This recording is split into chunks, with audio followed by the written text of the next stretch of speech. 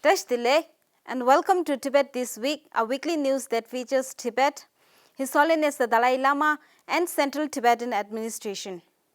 Let's look at the headlines first. His Holiness the Dalai Lama resumes in-person teaching.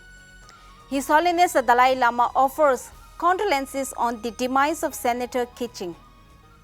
Central Tibetan Administration mourns the death of self-immolator Tsewang Norbu. Tibet ranks the least free country in the world, according to Freedom House. 17th Tibetan Parliament holds second session, calls attention to the worsening situation inside Tibet. Tibetans and supporters commemorate 63rd Tibetan National Uprising Day.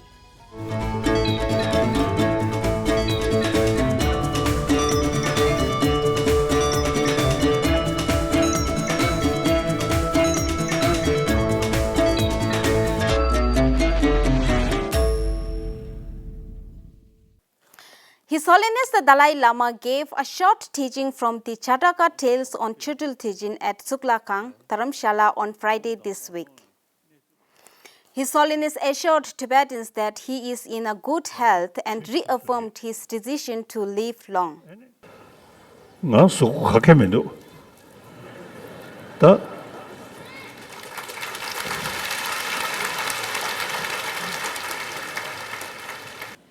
Shingare Mourns Dr. Chevy, and Dharamsala, Dejana, Dia, that can look Debussy. The teaching was followed by a ceremony for generating bodhicitta.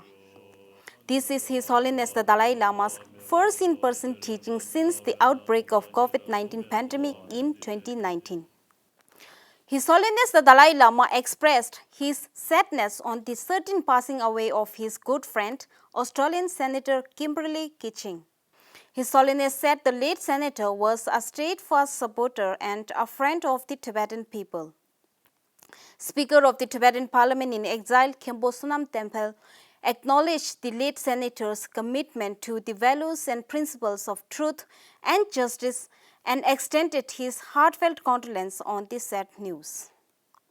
Representative Karma Singhi of the Office of Tibet, Australia also conveyed his condolences. Central Tibetan Administration held a prayer service on Monday this week to mourn the death of latest self-immolator Tsewang Norbu, who reportedly set himself on fire in front of the Potala Palace in late February. Sources have reported that the Chinese authorities have informed his family of his death but have not handed over his body to his family. Sikyong Pemba Tsering addressed the gathering on Tsewang Norbu's life and the cause of his self-immolation. The 25-year-old artist Tsewang Norbu was born in Nakchu, Tibet in 1996. He attended Tibet University and later found his interest in music. Get me through it all. I let my guard down until you pulled it up. I was the kind who used to be somewhere you love. Having served 20 years in prison already, Tsewang's maternal uncle, Songarlote Gyatso, is a Tibetan political prisoner who is currently 4 years into his 18-year imprisonment for publishing a veto message about declaring a world peace movement and marching around the Potala Palace. Tsewang Norbu is the 156th Tibetan self-immolator. With extreme surveillance and monitoring of the flow of information in Tibet, it has become difficult to ascertain details of his self-immolation protest. The cause of his death after the reported self-immolation protest also remains unknown at the moment. According to Freedom House, a human rights watchdog, Tibet ranked the least free country in the world for 2 consecutive years. With a score of 1 out of possible 100 in terms of political rights and civil liberties, Tibet ties Syria and South Sudan as the country with least freedom. The annual report, Freedom in the World 2022, the global expansion of authoritarian rule, rates 210 countries and territories according to the level of people's access to political rights and civil liberties. Tibet scored -2 out of 40 for political rights, underscoring the authoritarian rule of governance under the Chinese Communist Party. It also indicates the absence of openness and transparency in the government's operation and policies. The negative scoring reflects China's deliberate attempt in assimilating Tibet's unique culture, language, religion, and identity into Chinese society. Tibet also secured 3 out of 60 for civil liberties, highlighting the continuing deprivation of fundamental human rights of Tibetan people inside Tibet. Lack of free and independent media, restrictions on individuals' religious rights, prevalent political indoctrination in the education system, and suppression of individuals' right to express are aggregated to Tibet's continuing poor scores in the past years. The report reaffirms the gravity of the situation inside Tibet, which for the last 7 years has been one of the least free countries in the world. The second session of the 17th Tibetan Parliament in Exile began on Monday this week. The session called for an urgent public attention to the aggravating situation inside Tibet in light of the increasing case of self-immolation. In his commencement remarks, Speaker of the Tibetan Parliament in Exile, Khenpo Sonam Tenthel, highlighted the large-scale destruction of religion on the rise in the local community of Thago in eastern Tibet and pointed out the prominent case of Tibet's well-known author and lecturer, Kho Sherab Gyatso, who was handed a 10-year prison sentence in a secret trial for outspoken advocacy and activism towards the protection and preservation of Tibet's environment, religion, language, and culture.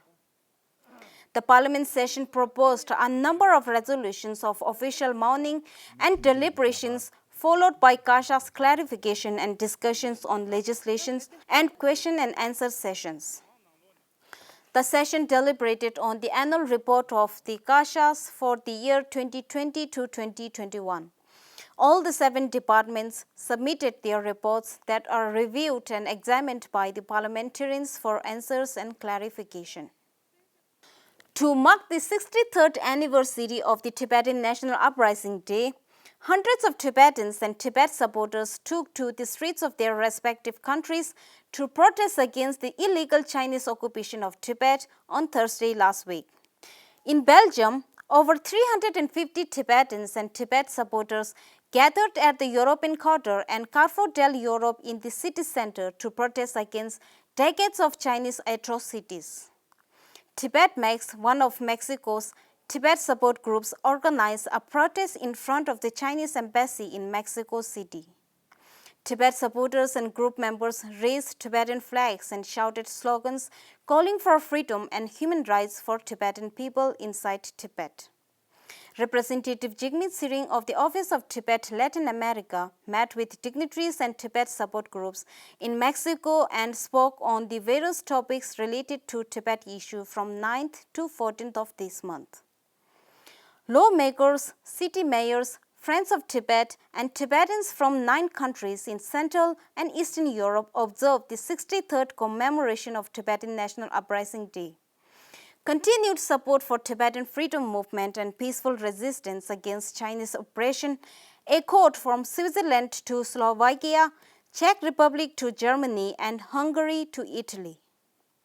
The Tibetan National Uprising Day was also observed in Austria, Bulgaria, and Liechtenstein.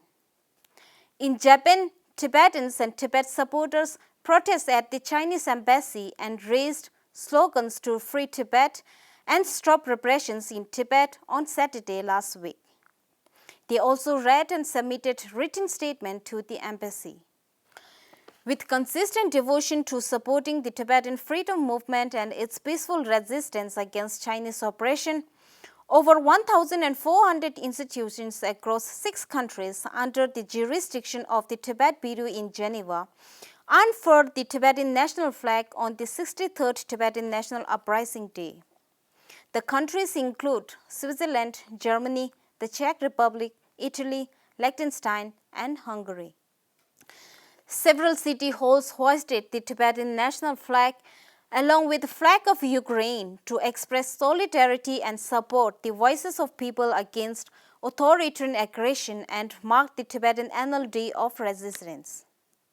Organized by the All-Party Parliamentary Group for Tibet in the UK Parliament, in conjunction with Tibet Society UK, the wreath-laying ceremony marked the 63rd anniversary of Tibetan National Uprising at the Innocent Victims Memorial, Westminster Abbey, London.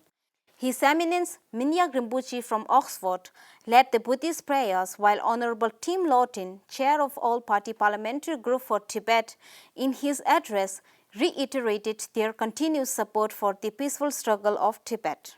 The staff of Office of Tibet London, Free Tibet and representatives attended the ceremony from Tibetan community in the UK. That is all for this week. See you next time and have a great weekend.